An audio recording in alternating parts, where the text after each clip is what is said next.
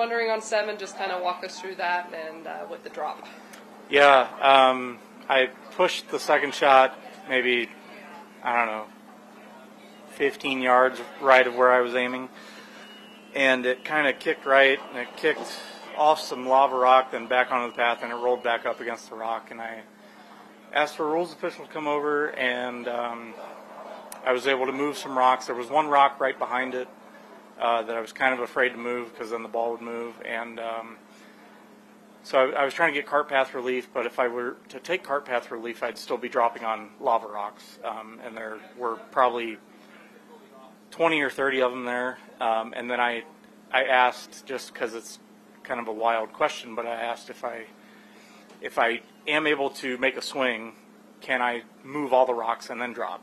And he's like, you could, but I think that would cause undue delay, so it might be a little unreasonable. So I didn't really argue that, and so I took an unplayable and went on the line straight back from the pin, and I had one option of dropping like in the red sand or red dust, whatever you want to call it, and I didn't want anything to do with that because the ball might plug or something like that. And then so I had my caddy pace it off, and we roughly got about 95 yards. I forget what hole it was, maybe number 4. And I dropped back on number 4 and had 95 yards and hit a pretty good shot. It was kind of a guess, but hit a good shot and was able to save par. So. Considering the obstacles you're facing on number 7, consider that a good save for par? 100%, yeah.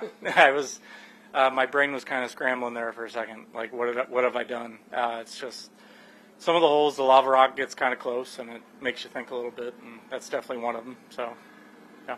And first time we're seeing this course, what's the challenges, the risk-reward on maneuvering this course? Yeah, risk-reward is a good way to put kind of everything. It's just, like, mainly on the front nine, you have 3 holes where if you're just looking at it on paper, you're like, oh, yeah, absolutely, these are all birdie holes. But